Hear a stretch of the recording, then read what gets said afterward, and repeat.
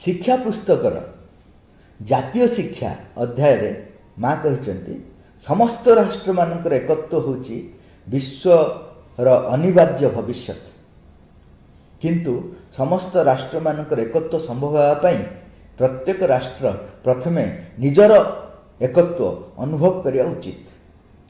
भारत एक धर्मनिरपेक्ष राष्ट्र तेणु समस्त धर्म एवं संप्रदायर समान अधिकार रही किंतु जेतेबेले पौराणिक जेतेबेले कौनसी पौराणिक कहानी बा घटना शिक्षा पाठ्यक्रम सामिल करा हुए तेबे भयंकर विवाद सृष्टि हुए। एपरी परिस्थिति रे राष्ट्र एकत्व किपरि हृदयंगम करी हृदयंगम होई पारि।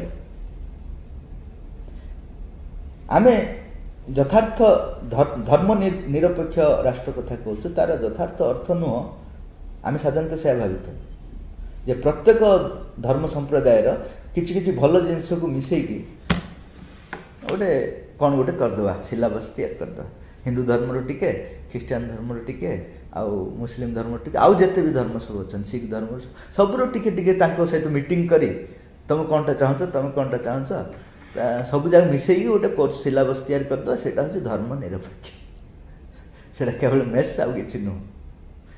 यथार्थ धर्म निरपेक्ष हूँ गोइंग बियॉन्ड रिलीजन्स आध्यात्मिकता को गोटे मन स्तर में सीमित कर देछि केतोटी उपचार भितर बांधि पकई सेठू उठा पड़ो ताको अतिक्रम करा पड़ो अतिक्रम करी आध्यात्मिक स्तर पहुँचो सेठी कौन धर्म सब पलि ना धर्मर सबू असल निर्यास सब से प्रत्येक धर्म किसी ना किसी सत्य को प्रतिनिधित्व करछि। माँ से विषय विशद भाव आलोचना कर से सबू रोटे आध्यात्मिक संगति ताकू जदि आम प्रकाशित कर हूँ धर्म निरपेक्ष। आम ए बर्तमान जोटा सिक्युलर कंट्री बोली कहूँ सेटा सबुठ आर्टिफिशियल जिनस गंडगोल हवा स्वाभाविक से किसी ना आमर तुमर कही गंडगोल कर आध्यात्मिकता ही ना। आध्यात्मिकता अर्थ हूँ समस्त धार्मिकता को अतिक्रम कर समस्त जो मन द्वारा निर्मित से साहाଯ୍य करथिला साहाଯ୍य करुछि मध्य किंतु सेठी अटकी गले धर्म निरपेक्ष हो पारिबनी सेठू उठा पड़ो। सी माँ से बारंबार कहले तुम प्रत्येक धर्म सहित एमती लाखी जाइछ श्री अरविंद तांको जीवन टी दे देइछन्ति सेठू मुक्त करने तुम मानू सेठू मुक्त करने सेठू अतिक्रम करने जीवनटा दे देइछन्ति किंतु तुम लाखी जाउछ। आम माँ को ग्रहण करछु कि आम आमर संप्रदाय लाखिकी रहीछु एवं माँ को मध्य से संप्रदायर ढांचार देखुछु जी भी जो संप्रदाय आसी से संप्रदायर ढांचार ही माँ को देखुची श्री अरविंद देखुची ना माँ कौन चाहते सहीटा आम प्रकाश कर तेणु प्रकृत राष्ट्रीय शिक्षा से बेले संभव हम से शिक्षा पुस्तक जातीय शिक्षा जो लिखाई शिक्षा बही प्रथम बाणीटा हूँ से कहते जातीय शिक्षा आम लक्ष्य नुह जातीय शिक्षा चैप्टर रे जातीय शिक्षा आम लक्ष्य नुह एटा कि प्रकार विचित्र लेखा कारण माँ लिखुंट जे जातीय शिक्षा को अतिक्रम न कले जातीय शिक्षा संभव नुह। श्री अरविंदर बही पढ़ी मनीषत्व को अतिक्रम कले यथार्थ मनीष हो इंडिविजुअल व्यक्ति तार इंडिविजुअलिटी को अतिक्रम करी कलेक्टिव इंडिविजुअलिटी पाखे पहुँचले से इंडिविजुअल हो कलेक्टिव इंडिविजुअलिटी पाखे न पहुँचे पर्यंत से परफेक्ट इंडिविजुअल हो पारिबनी अर्थात जी जो स्तर अच्छी से स्तर में पूर्ण हो पार ना से अतिक्रम कलापर से सब जिनस पूर्णता प्राप्त करे कि आम भावुँ नेशनल एजुकेशन अर्थ national genius as if separate from the international आम सब गोटे गोटे आर्टिफिशियल बाड़ देवाई चाहूँ बाड़ देवा फल ये नेशनल एजुकेशन हो पारनी कि इंटरनेशनल सहित आम संपर्क रहा इंटरनेशनल एजुकेशन ही नेशनल एजुकेशन प्रकृत कौन सूत्र कारण ସେଇଥିରେ ହିଁ ସେ ଯଥାର୍ଥ ସ୍ଥାନ ପାଇପାରିବ, ତା ଯଥାର୍ଥ ଭୂମିକାକୁ ତୁଲେଇ ପାରିବ। ଭାରତର ଭୂମିକା, ଭାରତ କେବେ ନିଜ ପାଇଁ ଏକ୍ଜିଷ୍ଟ କରିନି, ସେଇଟା ହେଉଛି ତାର nationality. India never exist for itself, it lives for the whole creation, above all for the divine.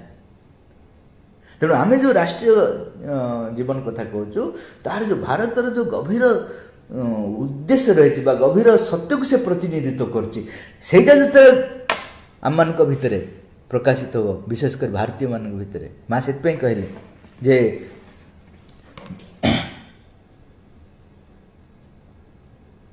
our aim is not national system of education for India, but an education for the world at large.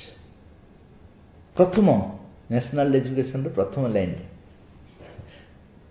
ତାପରେ କହୁଛନ୍ତି an integral education which could with some variations be adapted to all nations of the world must bring back the legitimate authority of the spirit over matter fully developed and utilized. এটা হচ্ছে national education. The time of religion is over. We have entered the age of universal spirituality, of spiritual experience in its initial purity.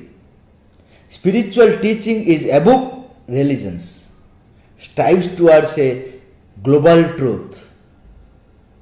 It teaches us to enter into the direct relationship with the divine. Sri Aurobindo spent his whole life working to free man from the bondage of religions. Not exactly to dissolve the religions, but to get inside them and remove the barriers. ଆଉ କେତେ ଜଣଙ୍କର ଧାରଣା ଅଛି, ସେଟା ମଧ୍ୟ ମା କାଟି ଦେଇଛନ୍ତି। ଧର୍ମ, ଯିଏ ଯେଉଁ ଧର୍ମ ଅଛି ତାକୁ ଷ୍ଟ୍ରେନ୍ଥେନ୍ କରିବାକୁ ଚାହୁଁଛନ୍ତି।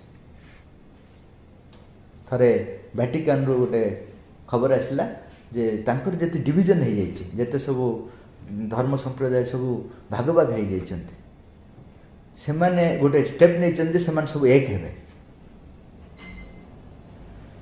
ମା କହିଲେ ଇଟ୍ ଇଜ୍ ବ୍ୟାଡ୍ ନ୍ୟୁଜ୍। କାହିଁକି ବ୍ୟାଡ୍ ନ୍ୟୁଜ୍? ନା ସ୍ପିରିଚୁଆଲିଟି ଏଗେନଷ୍ଟରେ ସେମାନେ ଷ୍ଟ୍ରଙ୍ଗଲି ଛିଡ଼ା ହେବେ। ତେଣୁ ଯେଉଁ ଧର୍ମ ସବୁ ବିଭାଜିତ ହେଇଯାଇଛନ୍ତି, ଖଣ୍ଡ ଖଣ୍ଡ ହେଇଯାଇଛନ୍ତି, ସେଇଟା ହେଉଛି ଗୁଡ୍ ନ୍ୟୁଜ୍। ଆମେ ଯଦି ଅତିକ୍ରମ କରିପାରୁନୁ, ଅନ୍ତତଃ ୱିକ୍ ହେବା ଦରକାର ଧର୍ମ ସବୁ। ଆମେ ଯଦି ଅତିକ୍ରମ କରୁଛୁ ସେଇଟା ତ ବହୁତ ଭଲ।